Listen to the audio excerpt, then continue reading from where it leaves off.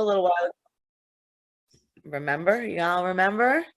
And that there's an on-page SEO guide we gave you. And so Michelle Yes.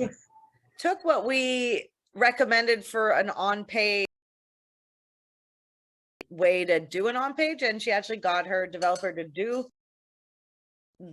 all the things for the on-page, and it looks freaking great. And so if you don't have a developer on hand, it might take you a little longer, but it's a good place to start, is the having the keywords in there, doing ordered list and unordered lists, and your H2 tag and your H1 tag, and making great content. Today is going to go a bit deeper into that content and the fun things we can do, really fun things we can do. And I'm going to let Phelan take it away now. Take it away. Yeah. Okay. So today it's going to be some of the more advanced stuff that goes with SEO. This is stuff, again, do the basic stuff that we covered in the first one. This is, once you've done this, what's the next step? And you're not necessarily going to be doing all this stuff today, but this is why we record it, is that you guys can go back later and go, hey, I remember they mentioned something about some advanced stuff once we finish the basics. But SEO is an ongoing game. You're never truly done with it. And okay, so we can all see this. Yeah, thumbs up. Yay. Yay. Okay. We're going to be covering over some stuff of how we're thinking about how it's crawling through the website. That's a big thing that's going to be coming up today, and how Google is going to interpret what it crawls over. And so we're going to be covering over stuff of how to make it a little bit easier for them to do it, or how you're going to simplify it so that Google doesn't have to think too hard about what your website is about. Oh, and so we're going to start with a quote. It's not just about getting traffic, it's about getting the targeted and relevant traffic. That's why we want stupid. Go. Okay. We're going to be covering today is going to be internal linking. We're going to cover some different types of links, especially canonical. What is it? Because you'll see it come up. So we'll do a little explainer. I've got a good example. It's going to be pretty straightforward. We're going to talk about featured snippets, because as Pips mentioned, more and more they're going to become zero click, and it's just going to be the Google results page. And so where you want to show up in those featured snippets. Hey, Michelle, can you mute yourself? I think it's you, because we're here in background. It's all good. No stress. Yeah. Yeah. We are also going to be, I'm going to be touching on schema. So covering what it is. And then next week, I'm going to go in and we're going to work through how to actually set it up, some examples, what it all means. And then the last one, so this is a big new addition for us. We're going to talk about jump links.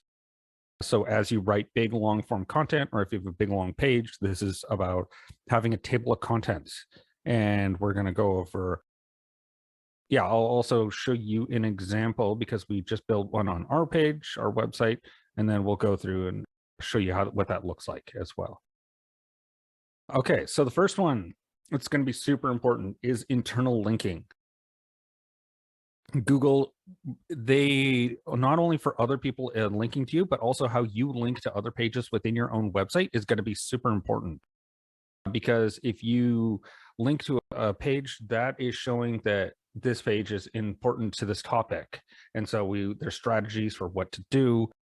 It also tells Google what that anchor text is super important. So we want to keep track of that with the spreadsheet that we gave you guys for the meta mapping. So the keyword that you guys pick for that page, you also want to have every other page that's on your website linking to it using that keyword. You want to make sure that you don't want to use the same anchor text for two different pages. That will confuse Google. They really don't like that part. You also want it to be descriptive, right? Having a link that says learn more, and that goes to your page of your ultimate guide page, versus learn more about our ultimate guide to so that's going to be way more descriptive for the person who's clicking there, as well as Google, because now they go, oh, this link goes to this page that's about this ultimate guide to such and such.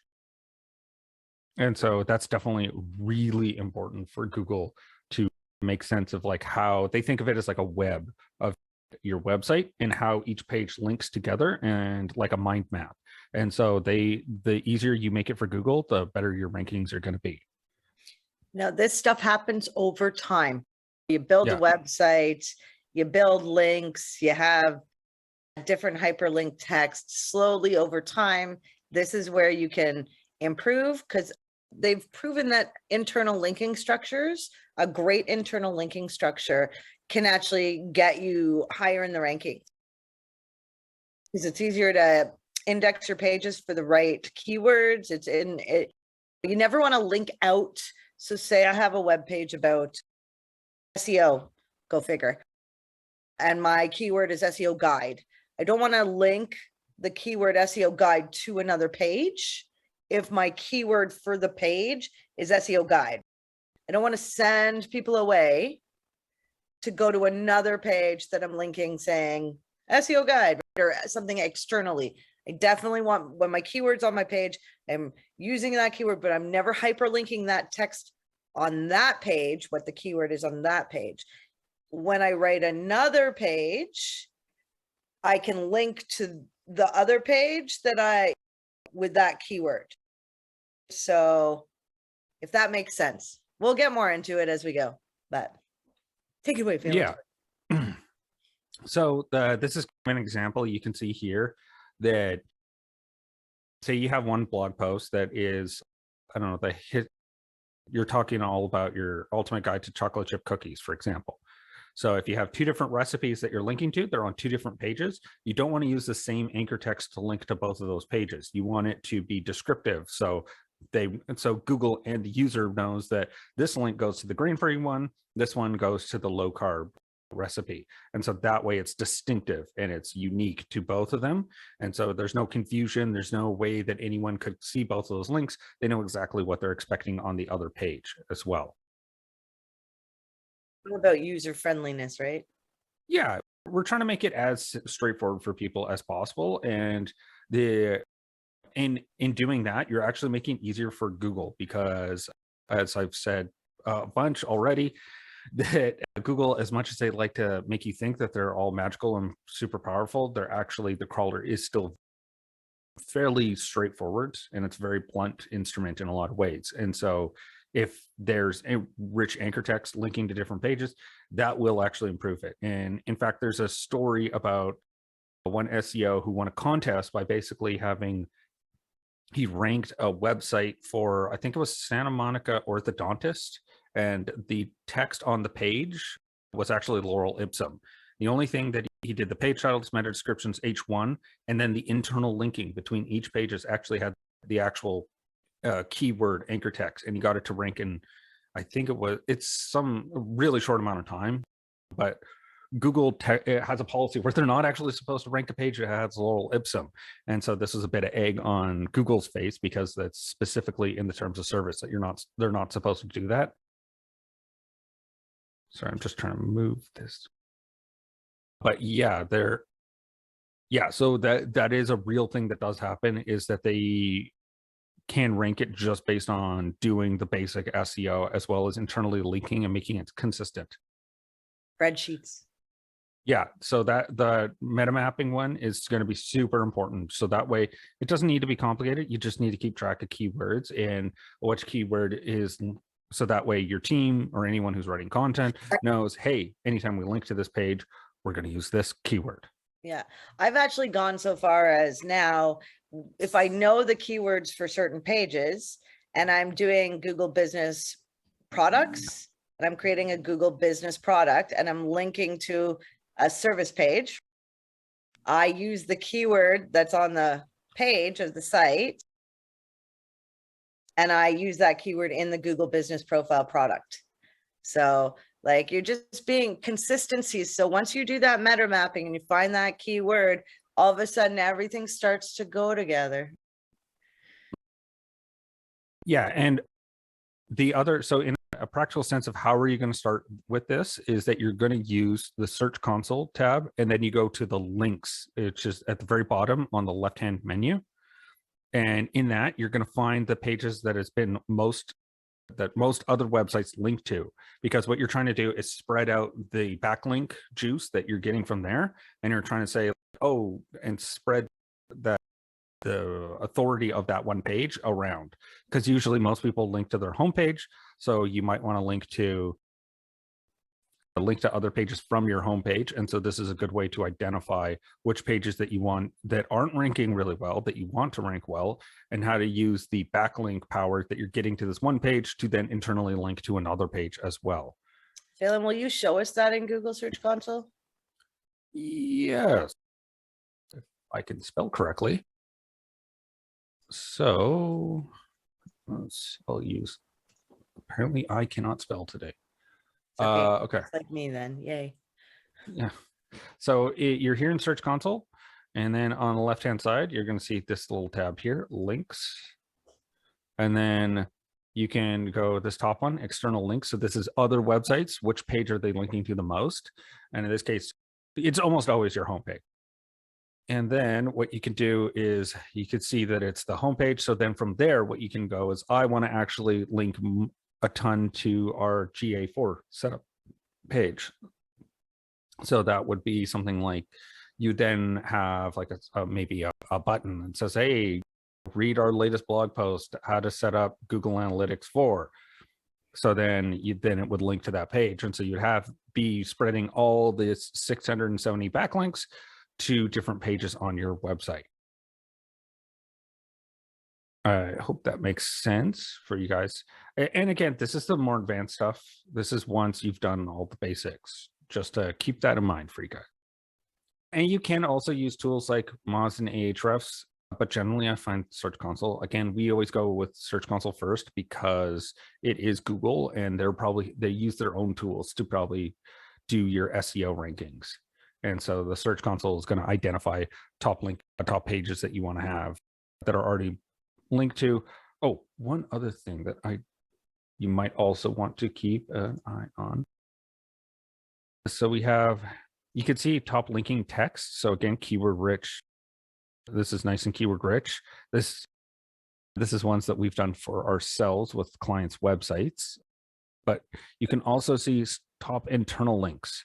So this is a one where you can see which pages are already getting the most internally linked to. So obviously for us, we want the number one to be the contact page, because to us, that is the top page. Most people, especially if you're service based, that's going to be the top page that you want.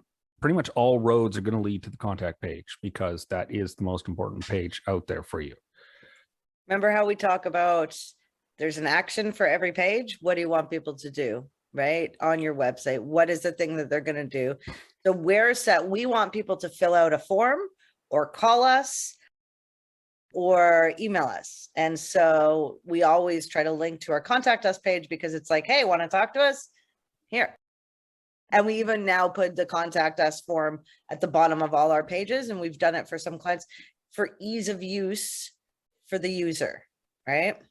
Yeah, because you don't want people to load multiple pages if you don't need to.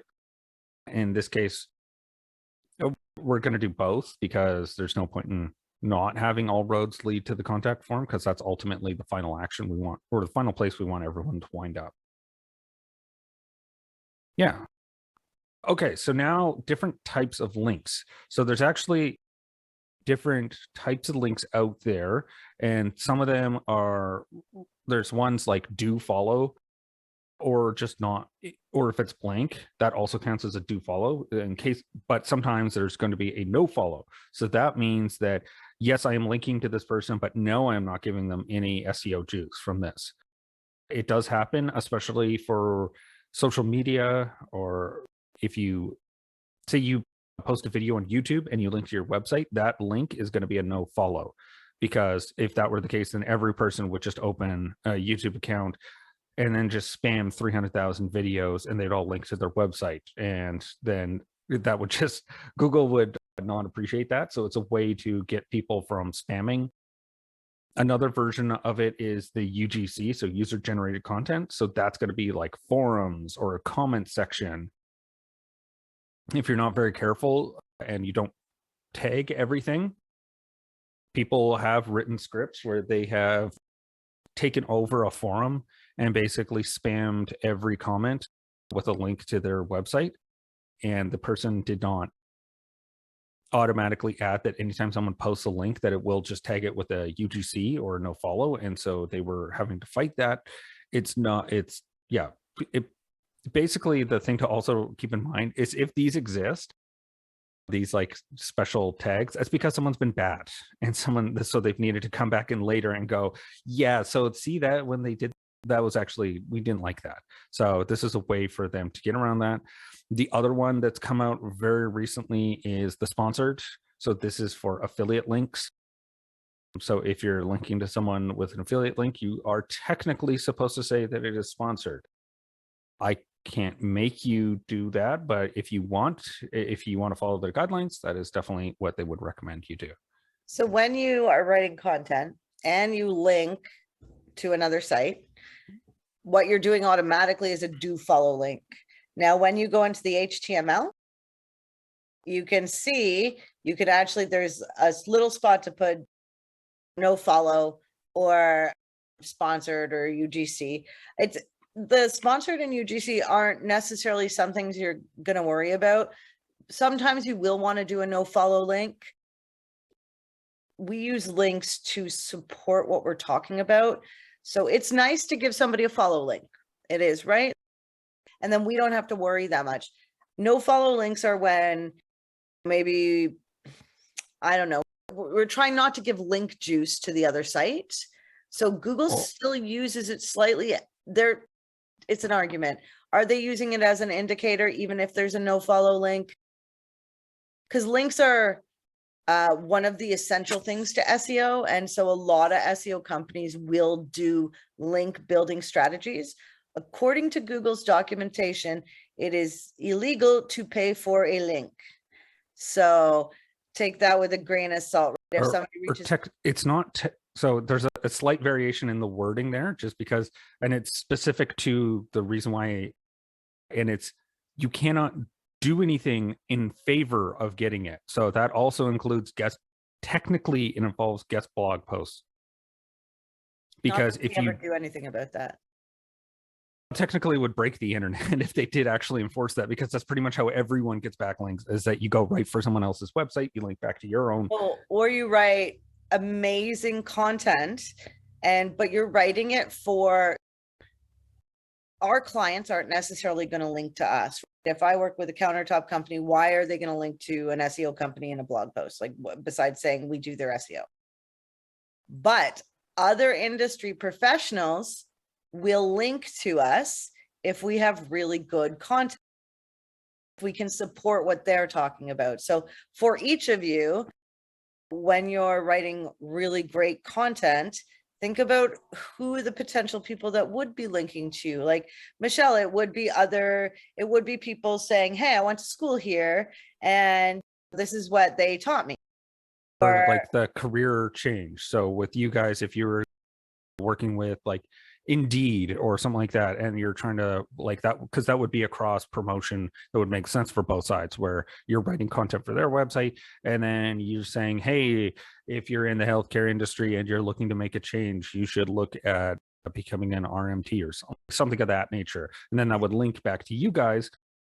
Or for you, Candice, if you guys worked with the tourism board of Gig Harbor, something like that, where you're doing some sort of promotion and you're promoting Gig Harbor, and it makes sense that you guys would be writing content, you're taking work away from them or taking stuff off their plate so that you can also, so that they can focus on another component. And then you write a blog post about the 5 best things to do in Gig Harbor this summer. Yeah. And so that's an option. And then if they link back to you, you're getting a good link from like a government website or government affiliated website, because you want the people you want to get backlinks from are nonprofits, government websites, and journalism, anything journalisty, anything like that. Those are like Harrow, which is a one. Apparently it's getting tougher these days to get stuff through with Harrow, which is help a reporter out. But it's still if you guys are looking to get some backlinks, that's definitely one way to go about it. There's also one other variation that I wanted to put on with the no follow. And that is if you are linking to a website, but you want to show that you do not endorse what the website about is, maybe it's more risque. Maybe they have content that is not perfectly in line with you guys, but you are referencing something that's on their website. One way to show that you're referencing them, but not necessarily endorsing them, is to put the no follow link there as well. And it can also work the other way. Yeah, we'll show you how to do this. Don't worry. Probably Yeah. in our next co-working session or on Tuesday when we do the Q&A. We'll show you how to actually do this. This is not something to worry about. We follow affiliate marketers because they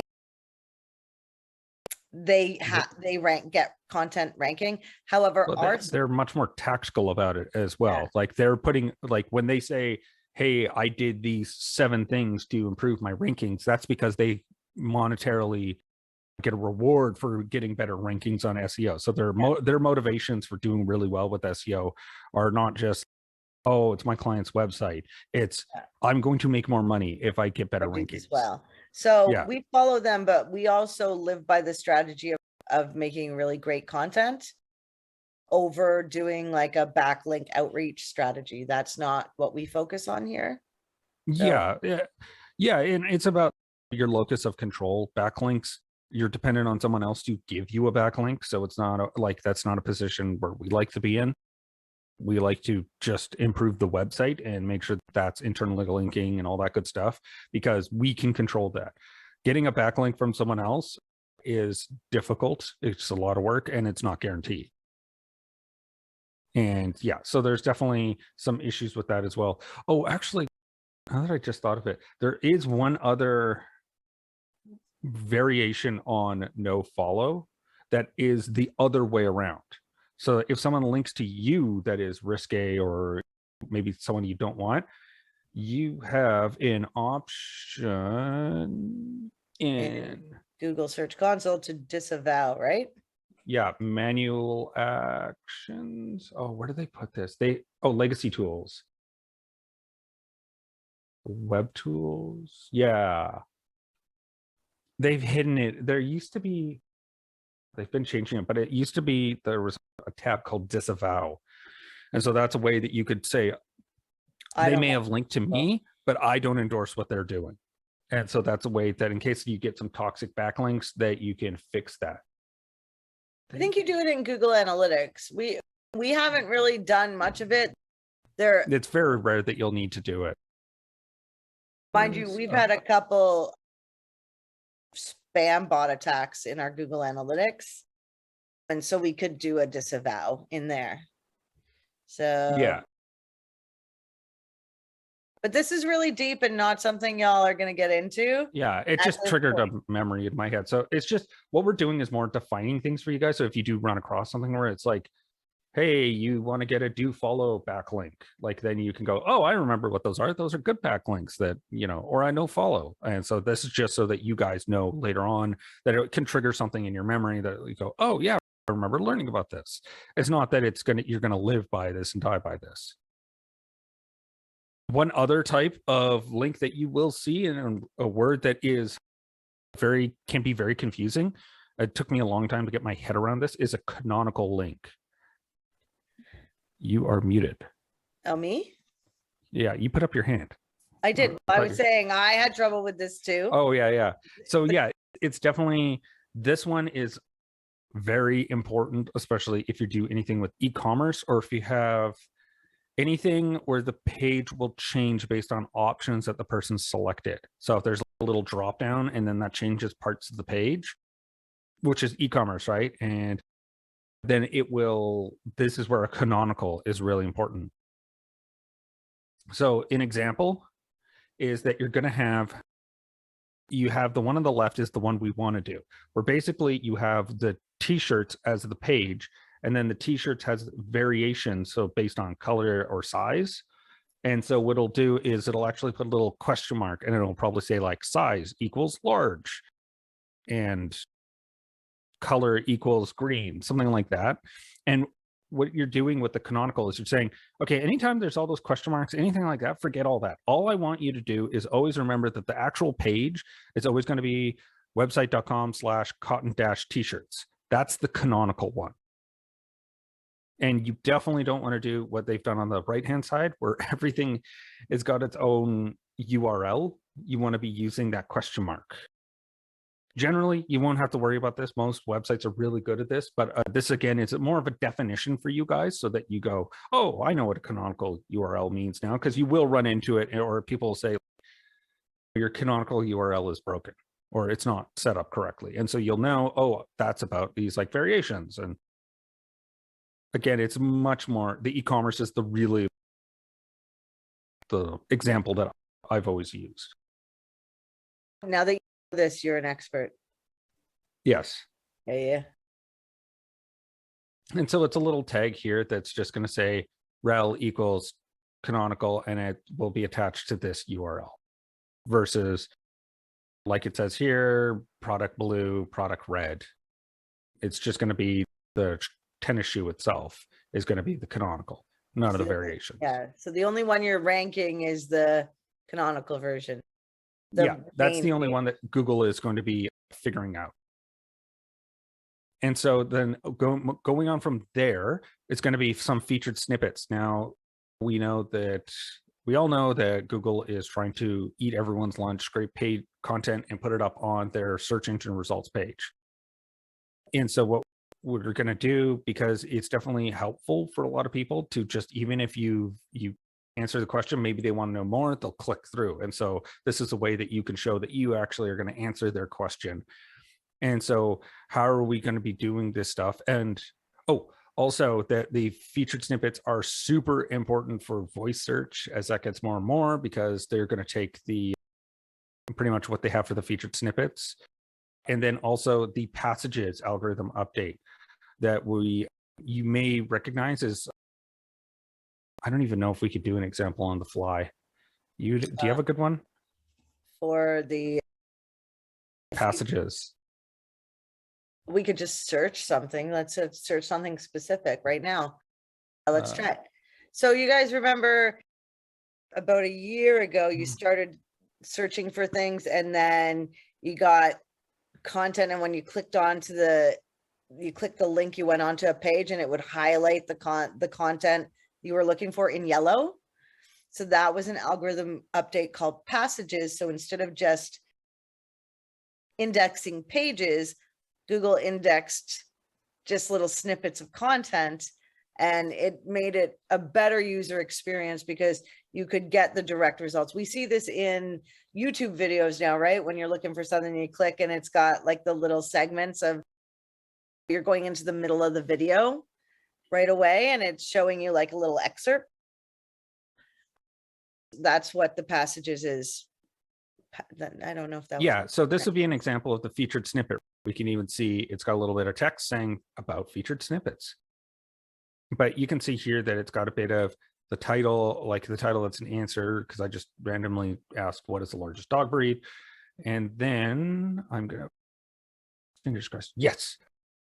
Yeah, there you go. Okay, so this highlighted section here is the passages. So that means that Google has scanned. And again, it goes back to us talking about what the content audit and consolidating all these pages. And then you're going to have titles like an H2 and then answer right after. Google is going to be indexing those. And so now it has because I asked what is largest dog breed.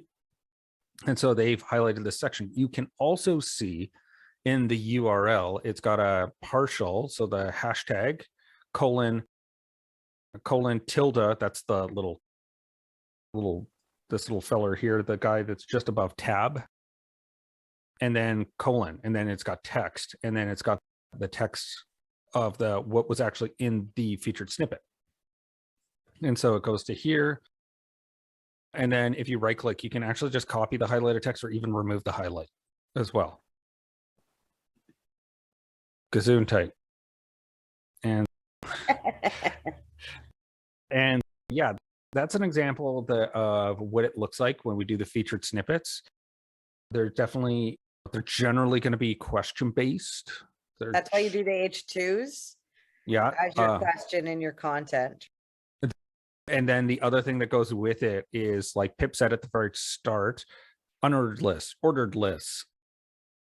You got like, twos are going to be super useful, which have their own schema as well. So that will help get them into the other thing with the featured snippets that's going to come up is making sure that the images have alt tags that are specific to, that are like those ones that they had where it was, I would wager that it says alt text English Mastiff. So that way, when someone scans, then they know, oh, we're going to grab the breed and all that info, but we're also going to grab that image. And that image they find because it has the alt text that lets them know what the image is about. Yeah. And I mean, there's a whole search engine for images where people look up things and stuff. So images, I mean, how many of us have gone to the image portion of Google looking up things and gone to different websites because of that? Yeah, exactly. And so, yeah, most of this we've already covered. And then the big one is like making sure that it's the right format for what the person's expecting. I asked a question, so and the question was going to be a paragraph. It would have been weird if they did it as like an unordered list, because I'm asking what is the best, not what are the largest. Yeah, what are the 10 largest countries on the planet? I would expect from there to have an ordered or an unordered list. Either it's got numbers or it's got the periods, like you can see here, like the dots. If you pay attention to how you each interact with the web page, start to look at, because you go and you scan the page first. A lot of the time, some people will read the end and the conclusion above everything else. People will just look at the headings to decide if they're going to read your content and if what you have is what they're looking for. And so being thorough. Yeah, so these are some examples. So we've already covered the one that's a paragraph over here. It's got the image that links in so you could see the title. They're also, you'll notice that they're doing more and more word clouding the words on the page. So it's scanned the page and it's shown, oh, there's going to be some stuff about low calorie, low fat, high protein, strict, Atkins, keto. These are all going to be related keywords to low carb diet. Over here, this one's going to have the table. So because we asked for different sizes, it's going to cross-reference different bits of information. This one, instructions. So the how-to, that one is going to be done with the schema as well, which we'll go into next week on how to set that up. And yeah, and then this one, we've got top grossing movies, and then don't ask me why they decided to start at 19. I didn't rank these parts, but whatever. And then also we've got, these are also done with schema, funny enough. So the websites like IMDb, or in this case, CBS News, they would have had the image. And so some of that is done with schema. Sometimes it's done with alt text as well in this case, because I don't think they would schema across the whole page for each one. But but yeah, you can see that it's got different variations as well. So this is, and you'll also notice, sorry, just to jump off of this one, you'll notice in your reviews, in your Google reviews, that words like this, word clouding, is becoming bigger and more prominent. As you'll notice, like ours, I think professional is one of the ones that shows up for ours all the time. And so you'll notice that in reviews that they've scanned all the reviews and they basically take like a counter of every word, and then they'll show prominently in your Google reviews which words show up the most. And if you are going to ask a business a question, when you start typing the question, any content, like any words that relate to your question, will come up as reviews or products or posts to give you what you need, so you don't necessarily have to take another action. Yeah, it's definitely, Google is, again, blunt forcing it, where it just finds like single words or a little string like this. And so it's definitely one you want to pay attention to, because this is all going to be relevant to Google and how it ranks websites. Yeah, going off of that, it is schema. So it was originally It was done in collaboration with all the major search engines. I think actually Yandex was the one that started it. Yeah, because they brought it. Used Yandex? Now, do we know what Yandex is? Yandex is Google for Russia. Yeah, so you go incognito when you go there, but you can find movies there. Yes, they're very unscrupulous about what things they'll rank for. And so they came to Google and Bing and Yahoo, and they all worked together to create a common standard so that they weren't all double doing it. And then everyone need to have 4 different versions of schema. So they all worked together. They built one mode of it. And it's just a bit of code that goes into the head tag. So it's invisible to normal people. It's literally a script like JavaScript that it just has it's a little object, and it's got a bunch of attributes with it. And yes, we are going to teach you how to do it. Yeah, we are. Yeah, and honestly, so the link that we have here, the schema markup generator, we'll go through this more next week, but this guy is honestly, will make your life so much easier. You don't have to think about it too much. You have different types that are here. We'll go through this more next week, but you can already see that there's like local business, the how-to, and very important these days. Definitely, there's been a lot. I've seen a couple of case studies people have done where FAQs really boosted them. And so you'll see, God, I don't even know how to get one to show up in a search. It's been so long, but you'll notice that underneath someone's name or someone's on the SERPs, you'll notice that there's going to be a question. You click on it and it expands to answer the question. That's done with the FAQ schema. So just keep that in mind.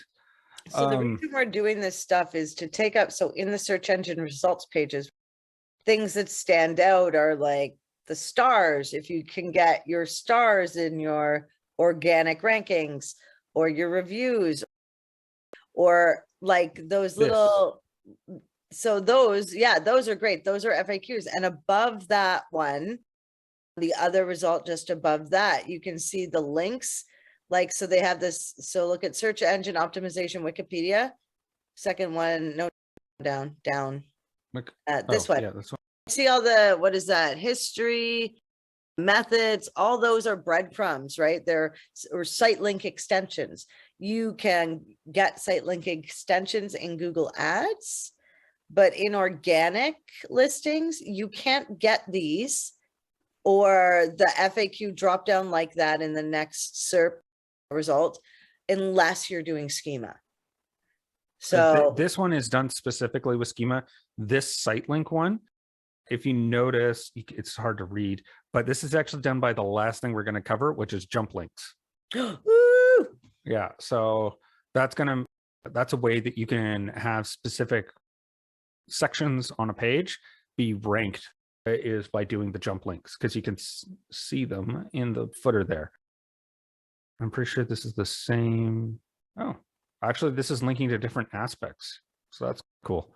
So different, actually full on different pages here, not even on the same page. Oh, wow. Yeah. So that's just something to keep in mind. And so we remember what Google's job is, right? Google's job is trying to get you to stay on the search engine results pages as long as possible. So the more information it gives you there, you might not have to click through. And when you do click through, you're probably going deeper than just the home page. You're probably going into the site to get that information. So super fun. And so there's, I think, a couple thousand different types of schema that you can find at schema.org. Honestly, I don't recommend going to schema.org for the most part, unless you're looking for something extremely niche. Generally, you'll be fine with just doing local business and FAQs and using the generator we have. It is an incredibly dry website. Like, it is so dry and boring. And I say this as a person who's been through the website and used it. And it's not the most exciting thing in the world. but there are different types that you can see, and most of these ones are actually already covered in that schema markup generator that I have the link to. And we'll go through it next week on how that all works, where to put it, and then how to test it. But what it does enable, and so this is an example of what it actually looks like. So we've got a bit of code here, and it basically, it looks really intimidating, but it's honestly much easier than you'd expect. It's just, it opens with a curly brace, and then it just says, oh, we're grabbing this from schema. The type of schema we're using is a recipe. The name of the recipe is Apple Pie by Grandma. The author of it is Elaine Smith. What's the image? What's the description? And then how many rankings? What's the best? What's the worst? And what's the average? How long is the prep? How long is the total time? How much does it yield? And nutritional quality, and then also ingredients. And then it closes and the generator will generate all this for you. You just fill in little form fields and it will just auto generate the code. But what it results in is what you see here, because we'll see that we know it's a recipe. It's got this image. So that's going to be this image here. We got the name of the recipe. We have, they don't have a URL. Huh. They should have had a URL in there that says example.com. They don't, but they should have, because that's how they would know where to link to. We've got the how many reviews, what's the average out of how many. So we've got worst is 1, best is 5, so it's 1 to 5. We also have the total time it's going to take, and then how many calories. And so that's all done with the schema here, because Google's going to use that to then generate this into a carousel. The other example you will see is this knowledge panel here. So there's lots of cool bits of information that are getting pulled in from a variety of sources in this case. It's actually called the knowledge graph because it leads into many knowledge panels. Yeah. If I clicked on James Quincy, that would take me to another knowledge panel. So this is Google's replacement for Wikipedia, just so you know. No, they crib hard from Wikipedia for a lot of this information, especially publicly traded companies or any sort of professional. Wikipedia will probably be the source that they use for identifying information about the person or the company or whatever it happens to be. So you will meet SEOs that actually do Wikipedia page, like create Wikipedia pages and do all these things. It's a lot of work, and probably more for SaaS SEOs, I think, than for us regulars. Yeah, it's definitely one that I've seen. We stay away from a little bit. Yeah. The other thing that's interesting here, we got like their profiles, so different social media. It's got these little drop downs so you can see different, who's the CFO, stuff, bits of information like that. Also, funny enough, this little carousel of news stories, that's just also generated by schema, right? We've got the image, who wrote it, the title of it with a link, and then when was it published. So this is all bits of information that's being fed to Google from schema. Yeah, so if you look across the top of the screen there where you see all news, images, videos, like the horizontal menu, maps, more, news is a really big thing, because if you can get in the news section, people are looking at that, and that's like constantly updated. There's different types of SEO. If I'm a news reporter and I'm reporting on sports games, that information has to be generated every sports game. Where if I'm like a lawyer and talking about, I don't know, old law stuff, that stuff's not going to be so changing rapidly. Like news stories change a lot. But the knowledge panel is something to utilize if you're, so we've worked with businesses that have both like the local business one and then the actual knowledge panel, like a Coca-Cola one. Yeah, so you're just, when you're doing schema on your website, you can affect what shows up, say, in a knowledge panel. Yeah, they're definitely going to be related in a lot of ways. Yeah, that's definitely something to kind of keep in mind. And this is also going to open up how you're going to look at when you're searching, that it's, oh, this isn't just like a bit of text. That's going to be a page title meta description. Like, where are they getting the image from? It's probably going to be schema, almost undoubtedly. So the last thing that we're going to be covering today, and it's a new one that we've been working on, is going to be the jump links. Hey, Pip, could you grab that blog post that's ours, the Google Business post, and then put it in? Because I forgot to grab that link before I started this, because I was like, oh, we should show people what it looks like. Yeah. So on one of our, well, can I, let me share my screen. Let me share my screen. Oh, I was going to first explain what they are, then we'll go to the first show them. Let's first show them. It's way more fun. It is, I promise. Okay, we have a regular blog post. We're writing longer form content now. And so you have a table of contents here. And right, all these are going to take me down to how to sign in for your, and then I can go up with the arrow back to here, all the way, how to add a user, right? So it jumps you into the article. So again, I'm using numbered lists, but I'm also, that's a H2 tag. And I'm just, so I can jump through the article. So it's giving me kind of an outline of what I'm going to talk about. And maybe I just want to know, how do I choose from multiple accounts, or how do I sign in to my Google business profile account? And so don't stop sharing. So at the very top in your browser, Pip, can you extend out the address name so we can see the full thing? Extend out the... I have no idea what you want me to do. Sorry. Okay, then stop sharing, please. Oh, he did link one. Okay, so you'll notice that Pip's got a hashtag and it says link one. We're going to need him to fix that.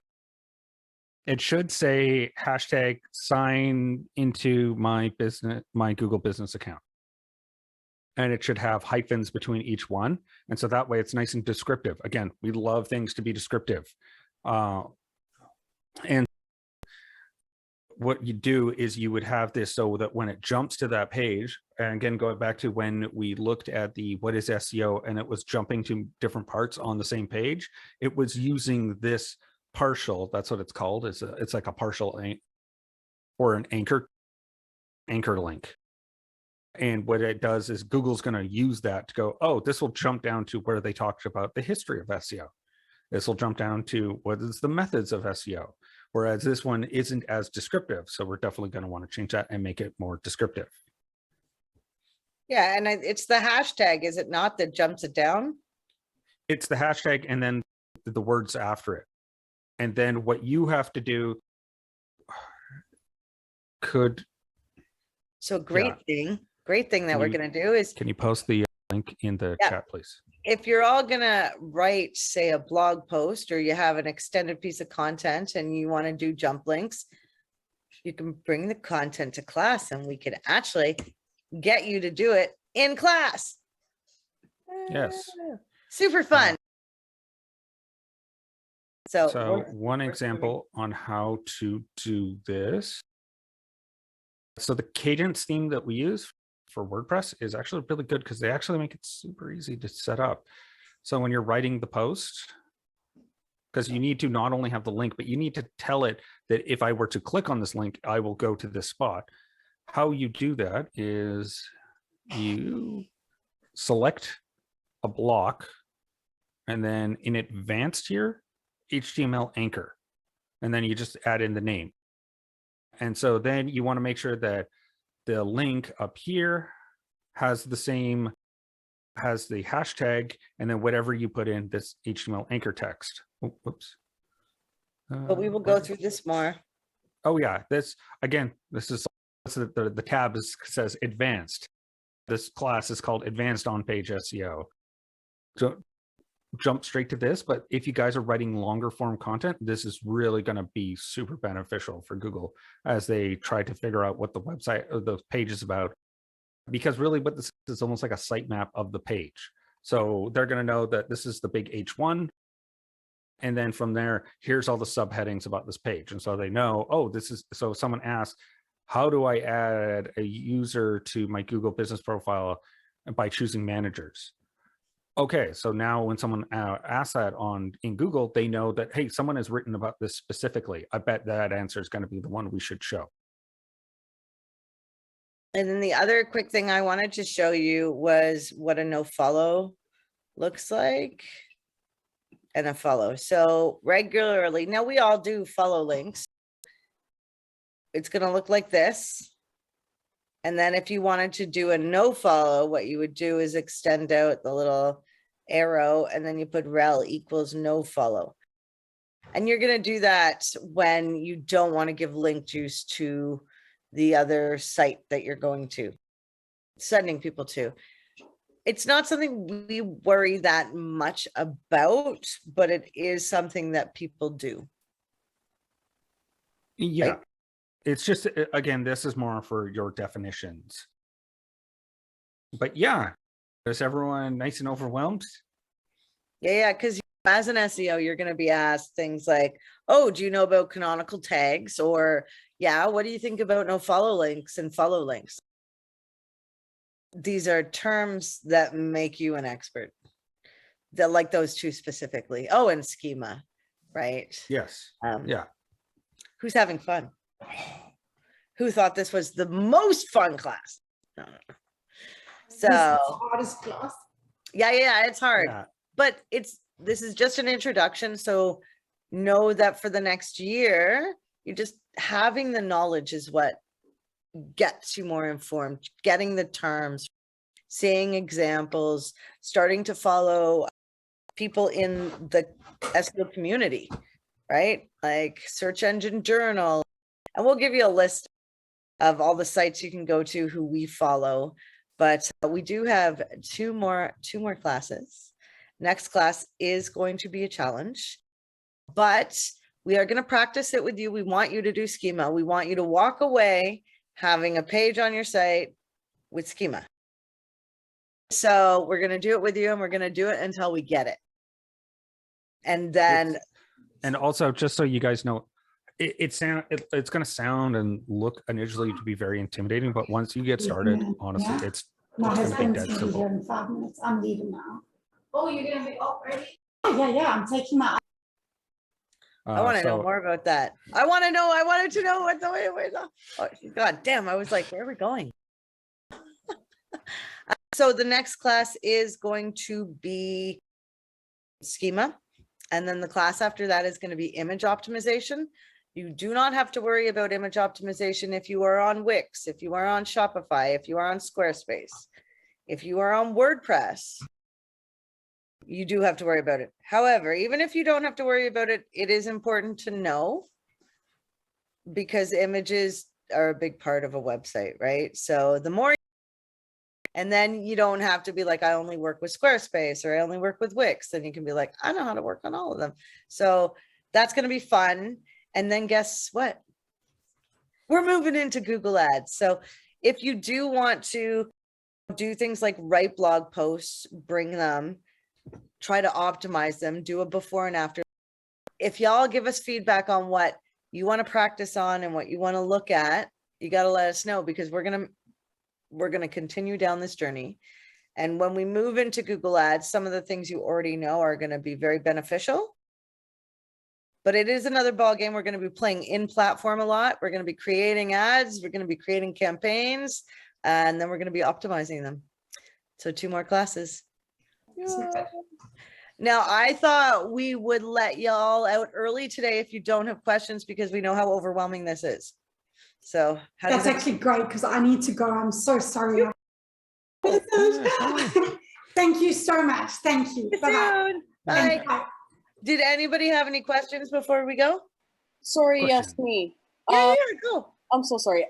I just had a question about the Google My Business or the business profile. Yeah. So I just wanted to know, because so I'm working on this one client who has, okay, actually, is it possible to set up, how do I frame this? I wanted to know basically if it's beneficial to set up a few Google My Business profiles for a client that I'm working on. Actually, let me just show you what I'm talking about. Maybe this will be more clear. I would, okay. So yeah, show me, because that makes it make more sense, real life Yeah, example. I'm having a really hard time with my words today, so just give me one sec. That's okay. I get that. It's not my day today. Okay, so You know what? But this afternoon is your afternoon. there you go. Yeah, I hope so. Definitely. Okay, so I have basically, this is the client, right? So the design maintenance systems, and Yeah. they have partners. So each one of these partners are like representatives, right? Tom Odin is from North Europe. So they have their own phone numbers and their own websites and stuff like that. Like all of these people are, Those aren't websites, so those are emails. oh, are they? Yeah. But they do have websites as well. So I was wondering if it's possible to, if it's beneficial or if that's even, I guess, yeah, possible to set up Do they- profiles for they- these people. They have a location. Yeah, you could definitely.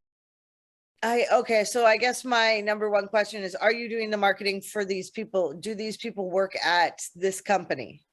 They're representatives. But they have separate locations, yeah? Correct, yes. Definitely. Okay, and so if I pick like a website link, I can't link to this website, correct? Like it would have to be to their website? I would link to their website, yeah. Okay. But then that's interesting.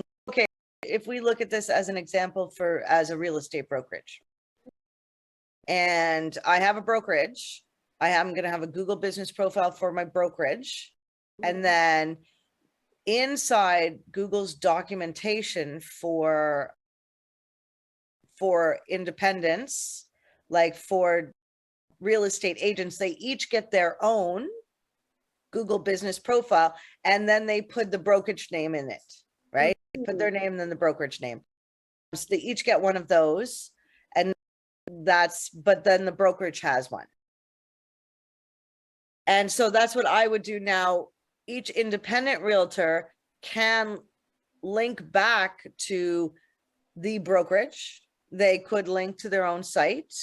So like it really depends on what you want. If you want them all to link back to this one, that is a strategy you could try.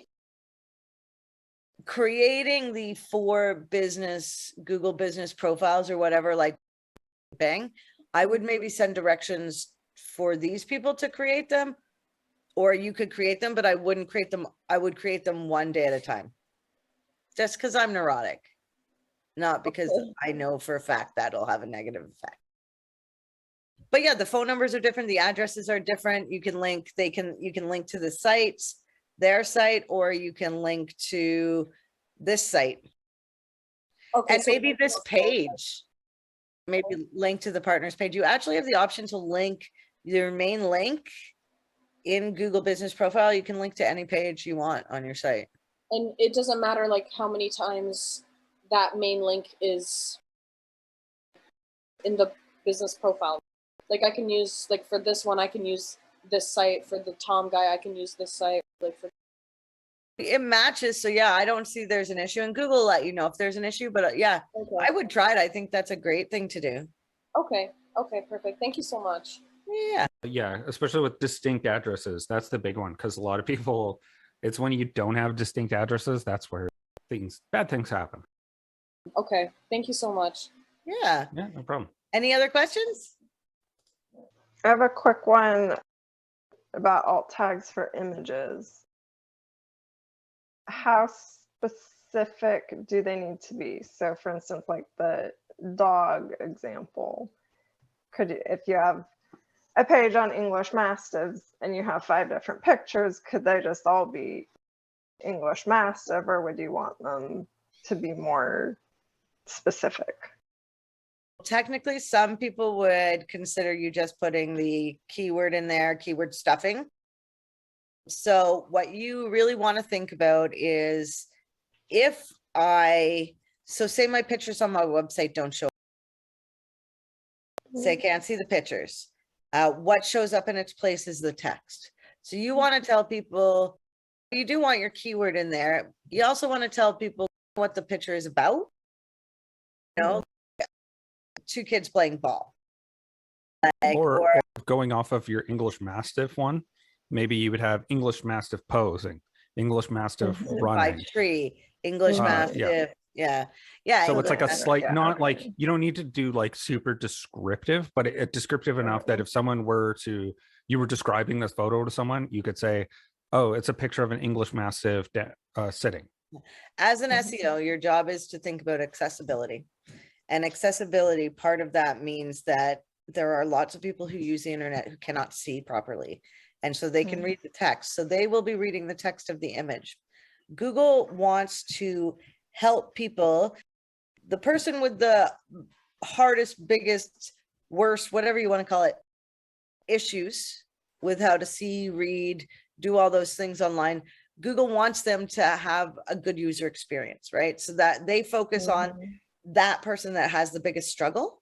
And that's how they want accessibility to be looked at. So when you're doing SEO, if you think about accessibility, you're thinking about naming the image so that the person that can't see can see.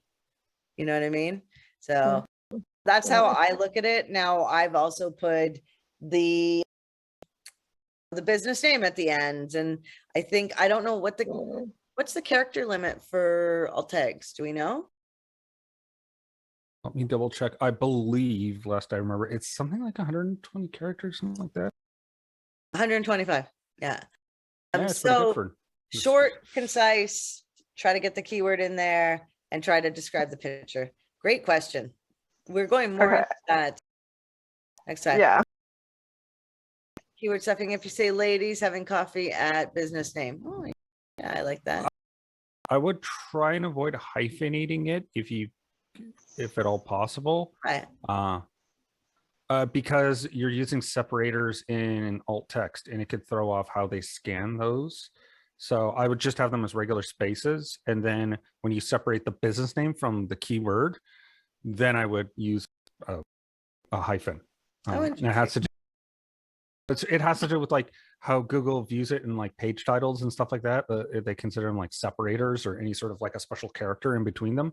So you want to watch out for that because it can screw it up because again, like it's a blunt, they're a blunt force when they scan the page. The only other thing you would have to worry about with that keyword stuffing example, Helena, would be length.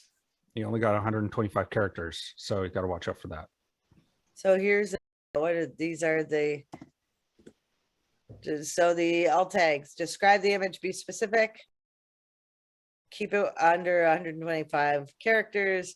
Don't start with the word picture. Everybody knows it's or an image. Just jump right into the image description. Use a keyword sparingly. Yeah, get it in there. It's just yeah.